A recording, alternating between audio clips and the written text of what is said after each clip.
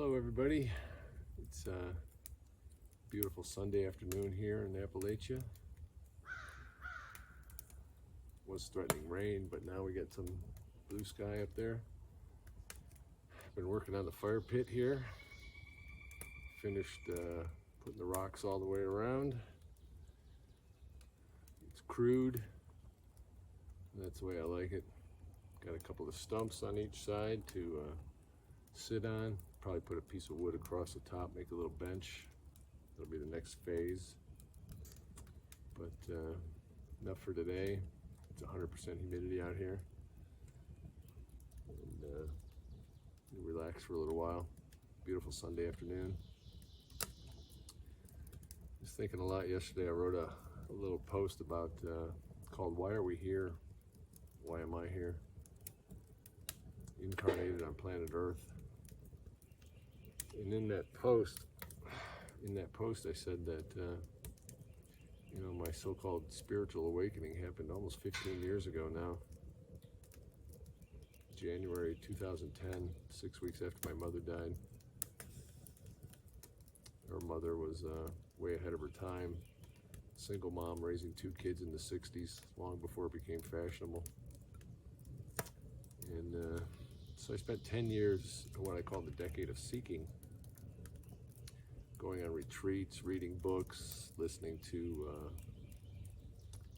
podcasts, radio casts, whatever they were called back then. Talking to psychics and mediums on the phone and doing all kinds of weird stuff. Human design, the Reese method, just learning all kinds of stuff about myself and everybody's different view on this whole ascension process and 3D and 5D Earth and just all kinds of stuff. Past lives was a big one. Read a lot of books on past lives. Come to understand that a lot of the places I've been on this planet, and it's a lot, not just in the US, but in Europe, Latin America, a lot of that goes back to probably past lives. But so that was a decade of seeking, and then moved into the almost 10 years to the day, back in December, January 2019, 2020, became the decade of healing, collecting and healing soul fragments from all those past lives. Healing trauma, healing family trauma, in particular the addict, the archetype of the addict, which was very prevalent in my father and his father and his father and his father, it seems, going back at least three or four generations. My father Marvin and his father Dewey, and my great-grandfather David and my great-great-grandfather David, who was in the Civil War. As part of the Wisconsin militia. But that was a tough one, curing that addiction, understanding where that comes from. Just every day being able to say, no, not today. No more drugs, no more alcohol.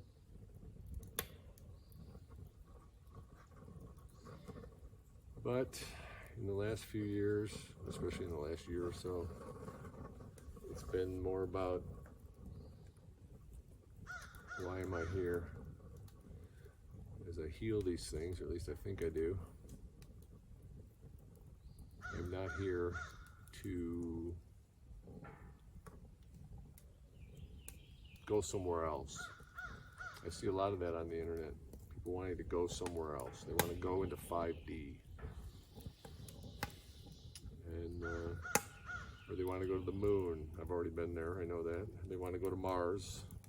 I don't know if I've been there, but I don't know if I want to go there.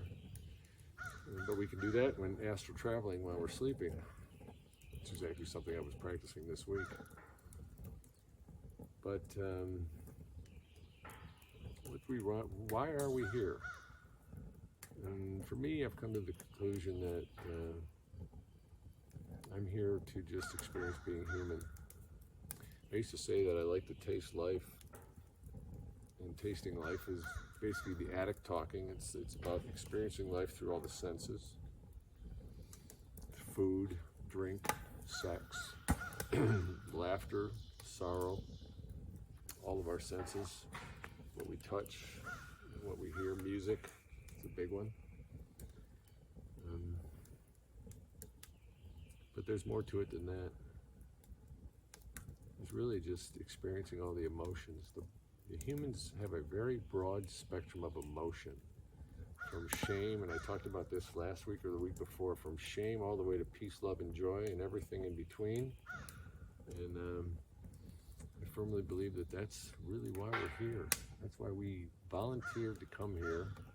If you want to go into the fact that we are a soul, truly a soul, and a spirit that just happens to just be living through this human body for a brief period of time. But we are here to experience these emotions. So the love and the fear, the heart openings and the heartbreak, the grief of losing our loved ones that are close to us, the joy of seeing newborns and baby kittens and baby puppies and all the wonderful creatures of Mother Nature. To experience that, have gratitude for it every day.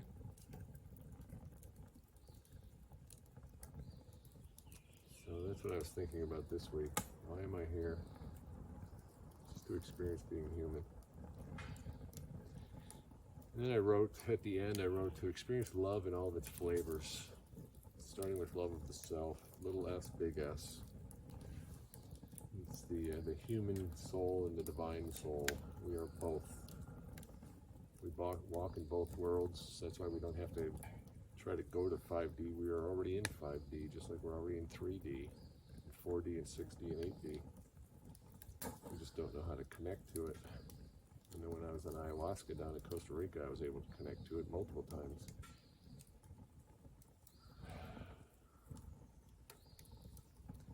But then I read also something that this poet on Facebook, she goes by the name of Gemma Star, and she wrote a really nice piece that resonated with me. She said that the masculine seeks freedom and the feminine seeks love. And since we have both of those inside of us, we want to balance the freedom and the love. And I know I spent a large part of my life trying to find the freedom. And I had a closed heart all that time, many decades, trying to find freedom. What I didn't realize is that a lot of that was coming from some trauma, the trauma of abandonment. I felt I didn't want to have any chains on me. That's why I had a very difficult time wearing jewelry, watches, necklaces, things like that. It felt like I was strapped somewhere. I've healed all that. At least I think I have, since I can wear things now comfortably. But it's about balancing the freedom, the masculine freedom, the feminine love. And it really resonated with me. So we have to do that internally, and then we have to do that inside our close relationships.